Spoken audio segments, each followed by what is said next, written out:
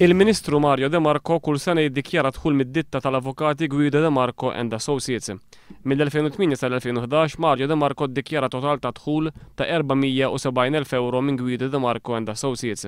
Fil-istess ħin imbagħad din id-ditta tal-avukati għal 3 snin konsekuttivi fl-2009, fl-2010 u fl-2011 ingħatat kuntratti ta' konsulenza mingħand l-Aġenzija tal-Gvern il-Malta Enterprise illi għalihom tħallset 21,800 euro. F'kummenti lil One News Mario De Marco konferma li kif qal mill-bidu dal-istazzjon ta' kull sena huwa jirċievi somma flus mingħand Guido De Marco and Associates. De Marco iżda ċaħat illi din id-ditta tal-avukati tingħata kuntratti ta' konsulenza regolari mingħand il-Gvern. Però jiena nista' ngħidlek il-Guido De Marco and Associates qatt ma kienet ditta legali li kif inkom qed tallegaw tingħata jew kienet tingħata kuntratti ta' konsulazzjoni regolarment mill-Gvern ta' Malta. Madankollu fl-istess ħin imbagħad De Marco konferma li huwa minnu illi Guido De Marco and Associates ingħatat kuntratti ta' konsulenza mingħand il-Gvern.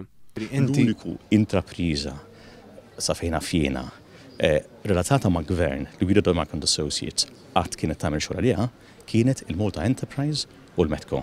De Marco konferma wkoll li tkellem dwar dan il-każ mal-Prim Ministru. Tkellimt mal-Prim Ministru dwar din is-sitwazzjoni jew kellmek hu dwar din is-sitwazzjoni? Jien spjegajtu dak li qed nispjegalilkom. Mistoqsi x'kienet ir-reazzjoni tal-Prim Ministru, il-Ministru De Marco minflok wieġeb akkuża lil One News li qed jgħid dik li skont huwa hija gidba faħxija. Naħseb illi inkom qed tgħidu gidba faħxija meta tgħidu li Guido De Marco and Associates hija ditta legali li tingħata kuntratti ta' konsulazzjoni regolari.